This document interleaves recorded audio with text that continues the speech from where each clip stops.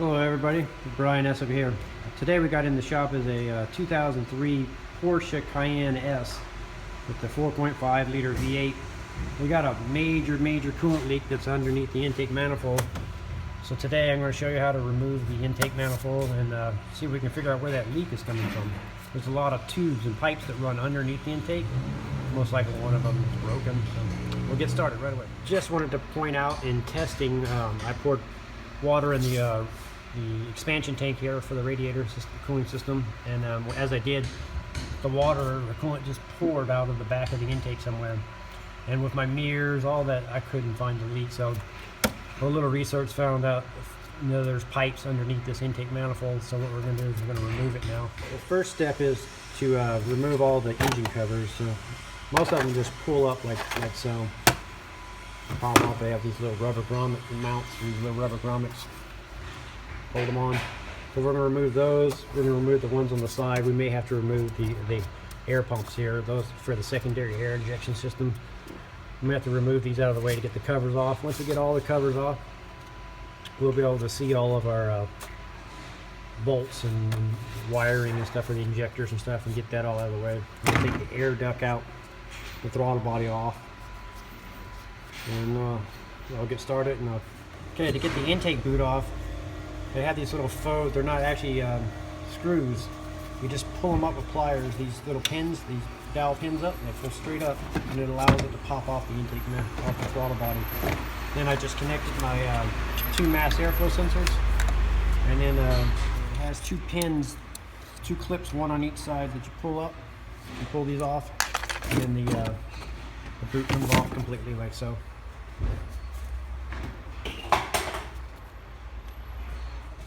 And also you have this little vacuum line that goes to the throttle body, the cold air intake system. You just squeeze the tabs and that slides off the nipple. You'll see it underneath. Next, I'm going to focus my attention on the air injection pumps, one on each side here. I'm going to start by taking the Torx out, the 3 Torx on the motor. Actually, yeah, 3 Torx on the motor. I'm going to pull the pump out. And then I'm going to maybe determine if I need to pull off the mounting brackets or not. Because what I'm trying to do is get these covers off here on the valve covers. They're just decorative covers, that's all they really are. They don't have any function. So after taking the air injection pump out, it does look like I'm going to have to remove the bracket, which is a couple Torx here and here that we're going to take out. Or actually probably female Torx, it looks like. Looks like they're female Torx. You can really see them in here. Yeah, they're female Torx. So we're going to take those out and get the bracket out, and then that'll give us access to take the Torx on the cover here, and the cover comes off. You do not need to take off the motor mounts, so that's a good news. So after taking the bolts out, I got the bracket out that hold the air injection pump on. I'll set that aside, and I took the bolts out of the cover here, and I was wrong. It just won't clear the motor mount, so we will have to take the torque. It's just actually a torque mount. So we'll take the one bolt out here and maybe just loosen here and kind of flip it up out of the way, and then the cover should come off. The hard side is the passenger side, because you got the coolant hoses from that go to the heater hoses and the intake here. They're in the way. You have to pop these little clips out of the bracket, and to get access to them, you have to hold them up with one hand. And I don't recommend using air tools in this one, because it's such a tight, confined area. It's really easy to get your air tools stuck in there. So I recommend hand tools. So the tool of choice to get back there instead of using air tools is this. I have a miniature, it's like a small 3/8 drive ratchet with a flex head on it, and it works perfect for getting back in tight places like that. And it was a E10 female Torx bit that allowed me to get the bolts out. This is what the bolts look like here.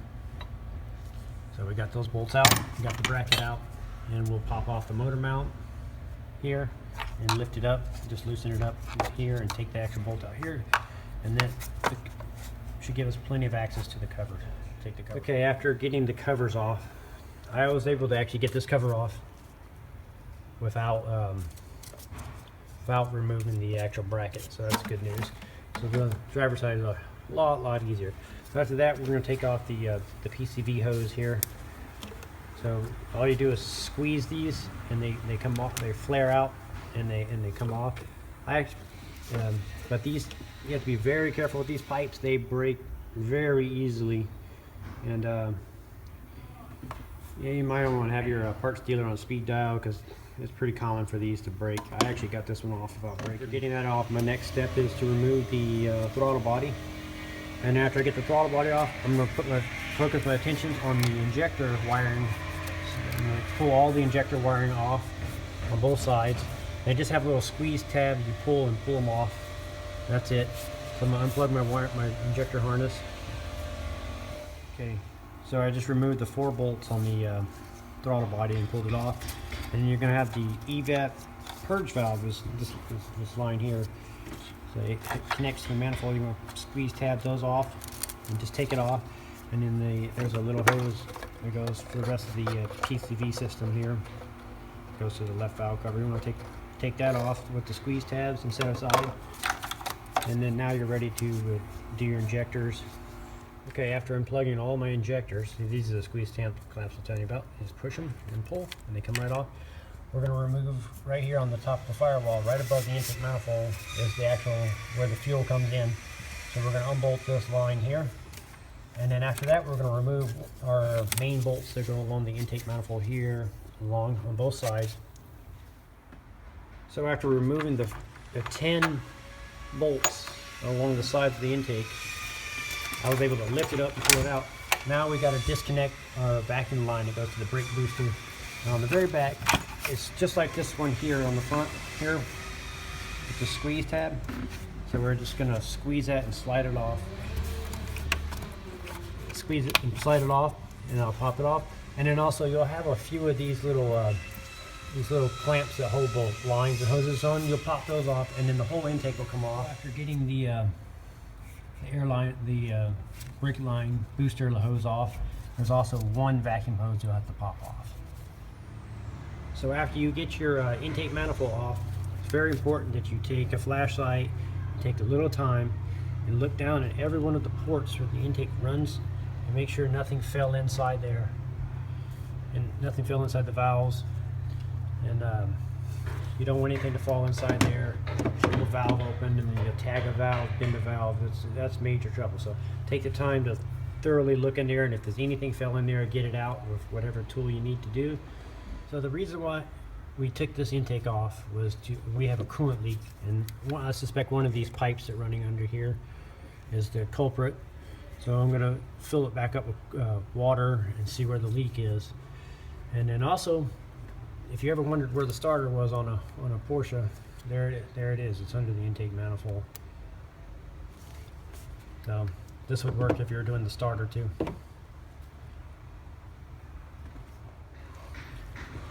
So after getting the intake off and putting coolant in, water in the system, you can actually see the water dripping underneath the pipe underneath here.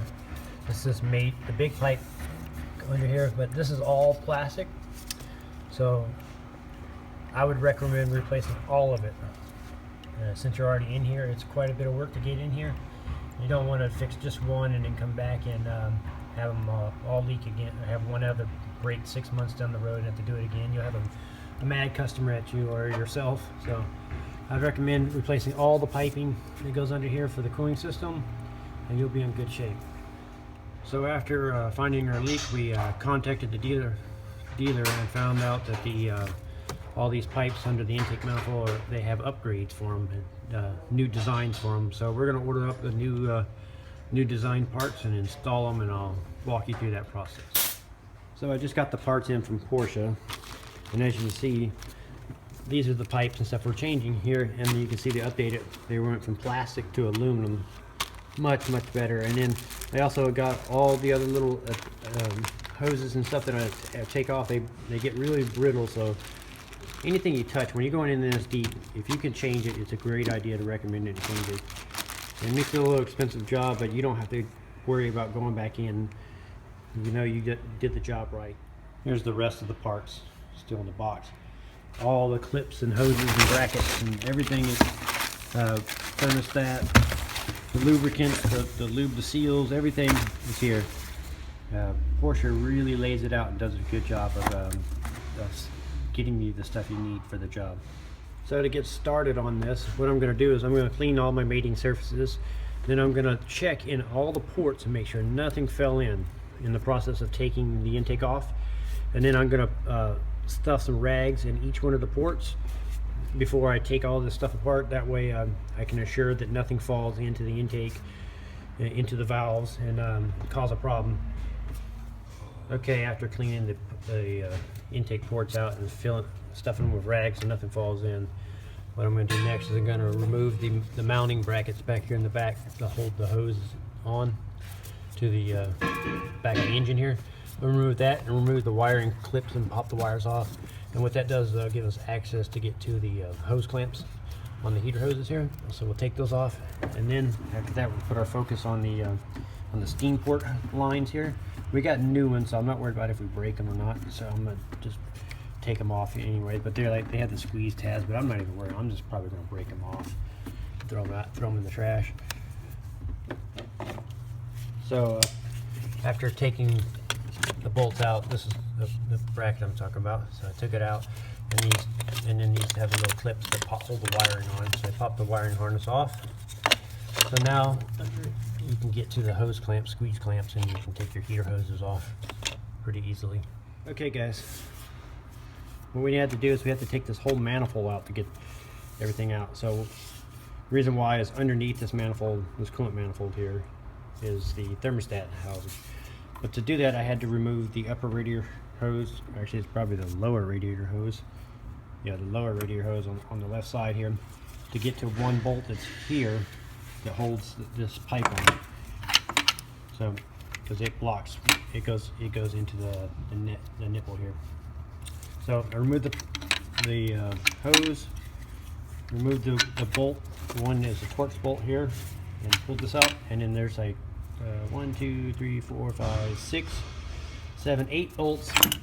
So I unbolted that, then the whole thing lifted out, and then you can see the thermostat on the bottom. We'll change that in a minute, and then we'll also pry out. Well, I'll probably take this to the bench, and these pipes are stuck into the fittings here, so it's going to take a little persuasion. We'll take it to the vise and wiggle these, get these out. And then the next step is, after that, is to remove this main pipe. As you can see where it broke on this car. So what I did was I actually made a cut right here. I've already removed it. So what I did was I made a cut with a hacksaw blade and cut it and took it out. Now it's actually longer. And in the original design, you would have to take this crossover pipe on the back of the intake manifold off, or it goes from cylinder head to cylinder head. You would have to take that off in the old, but Porsche has redesigned the kit, and I'll show you that right now. Okay, so the redesign for this is Porsche made it into 2 pieces. So the first piece is this nipple here. You would put it in. You have to lube the seals and put it in with a rubber mallet and tap it in until it's flush. So it's going to be flush, and it's going to be about yay, like that. Just flush in there. So I've inserted the first piece. The next piece will be to insert the second piece of the longer piece of the pipe. So we're going to install this long pipe next, and we're going to put a ton of grease on the lubricant on the O-ring seals here. And you also want to put the rubber hose that comes with the kit, all the way on until it's flush like that. Okay, to get it in, what it is, I lined it up with the hole down here, and then I took my pry bar and I pried it like so, and that pushed it in here. So after it's in, you got to make sure your hose clamps are here. You're going to rotate the pipe, twist it until it lines up. Okay, now that the pipes are lined up together, we're going to take the rubber hose that we've installed all the way on earlier. We're going to slide it up over this nipple. Okay, after sliding the rubber hose on, we'll put our hose clamps in position, and we'll tighten them here and here, and then that pipe will be installed, and that completes that part of the job.